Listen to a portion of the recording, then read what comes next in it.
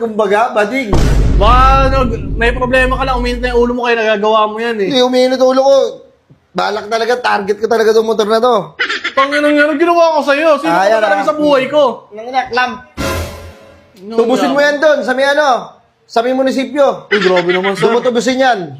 Tubusin mo siguro mga ano yan, 5,000 yan. Ang mahal pa. At saka walang gagamitin papunta doon, boss. Ayoko na mag-commute. Di ba? Init-init. Kayo kasi matitigas yung mga ulo nyo, hindi kayo marunong makinig. Sinabi nga bawal na mag-park dito, sige, park kayo. Bawal mag-park dito saan. At parkingan talaga namin to. Ayun, nakapark pa nga yung e-bike ko. Isa pang e-bike ko. Ito yung gusto ko eh. Oo. Kaso, pag nakiusap ko, makiusap na lang kayo, hindi po matapang ka. Oh, sige na, sorry na. Sorry na, sir. Sir, sorry na. Hindi sa maawa ko sa'yo, mas lalo ko nang gigigil sa'yo. Oh, sorry na po, sir. Chef. Cheps, masyado ko maangas.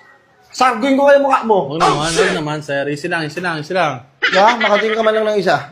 Grabe naman. Bago ka pala sa trabaho, ganyan ka na, sir, kaangas. Kaya mo Ang ako. tapang mo masyado. Parang ang leon. Rar. Grabe ka. Ano? Eh, pag-usapan na natin, sir. Sorry na. Sorry kung naging maangas. Makiusap ka, Oo, kasi- Sorry kaya, ganyan. Nasa loob kayo ng bahay Hindi, kasi. ikaw mo. Oo. Ay, Sasapukin mo bibigyan po. kita ng isa eh. Grabe naman. Sige, para hindi mo lang kasi pag tinubos mo to doon, puta 5,000 yan. Makati yan. Sa mga Sa ba pwede i-park? Hindi na pala to safe sa loob ng bahay. Hindi, Kasi sa loob. safe na yan. Safe na yan. Kasi nakilala mo na ako eh. Ngayon, papakilala ka lang pala. Oo, ito. Pag tinubos mo ron, 5,000 yan, puta Makati yan. Hindi basta-basta yung pera na yan. Pinaghihirapan dapat yan. Ganun siya ba pag-usapan? Pero Bigyan sige, na lang alisin $100. Pang merienda mo na lang. Ano? Sure talaga, $100 pang merienda. Kukuha pa ako doon isang clamp, 2 gulong mo ikaklamp ko. Puta, wait lang, sir. Hindi na. Ano bang gusto niyo, sir? Para mapag-usapan natin maayos.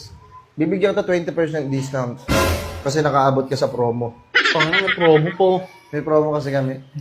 Doon 5,000 mo tutubusin niya, saan 3,000 lang.